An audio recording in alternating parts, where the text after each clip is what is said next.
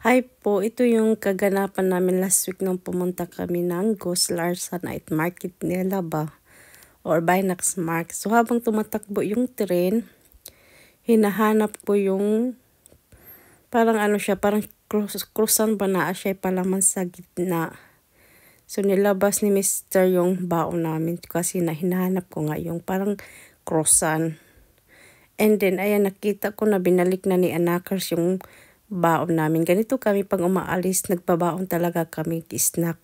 So, hindi natin alam, magugutom, mayroon kaming mahihila. So, hirap talaga pag nagbibideo na isang kamay humahawak sa kamera, ang isa nagbubukas, pati ang bunganga. Pero at least, nakatulong naman, so nakakain ako. So, ang partner na ako ni Ani ay hot chocolate kasi nga gumawa pala si Mr. ng hot chocolate na nilagay ko sa maliit na thermos. So, habang tumatakbo yung train, kumakain kami.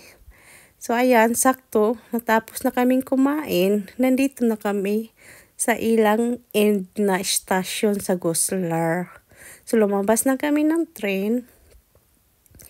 Kaning naglakad-lakad na kami papunta doon sa night market nila. So, ito ay Sunday. So, pag Sunday, quality time talaga namin yan ng pamilya dahil nga si Mr. is full-time trabahante. Ako din ay full-time trabahante.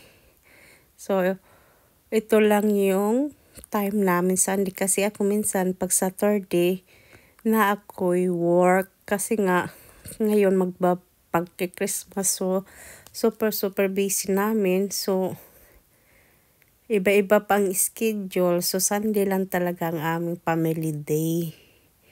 So, naisipan namin pumunta ng Goslar because of the ticket na nabili ni Mr. So, ito yung bus station nila dito at saka sa kabila, yun yung train station niya, ang hindi ng train station. Hindi mahirap. Akala ko nga mahirap mag-transfer pa kami. Hindi pala, kasi sabi ni Mr. na mayroon din pala mag-transfer. Pero yung binili niyang ticket is direct papuntang Goslar. So, hindi siya mahirap mahirap mag-train. So, habang naglalakad kami, ayan, nakita ko yung kalapati. Pinapakain ng matanda. So, yung kalapati, hindi takot sa tao kahit nga lumapit ka pa, wala reaction. Sa Pilipinas pa yan, malayo pa yan na tiridor na patay. Paglupad, pakpak di na. Kalupad yan, pakpak na igo, charis. Gawain ko yan nung panahon pero di mang as in maldita nung kabataan ko, maano ko mabait, charis.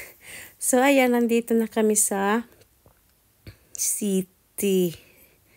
So, first time kong nag-train, first time ko din nakapunta dito sa city ng Goslar. So, Sunday, walang open ng ang ilang mga store ba. Pero, sabi ko, pag siguro to normal, di maganda. So, type ko yung, gustong-gusto ko yung mga style nila. Marang old style, no? So, yan yung mga boutique nila dito. Marami naman kayong pwedeng pilian. So, ito na yung way, ito yung daan na papunta doon sa night market or Binax Market nila. So, mayroon ibang way. So, itong way na ito, yung itong bumaba kami sa train, diretso lang. So, matapan nila sa German, Girali, Aus, Charis. So, diretso lang, walang ikot-liko. So, hindi mahirap hanapin yung night market nila. So, ito, may paunti-unti ng mga taong pumunta. So, medyo makulimlim lang yung panahon. So, yan muna ang video.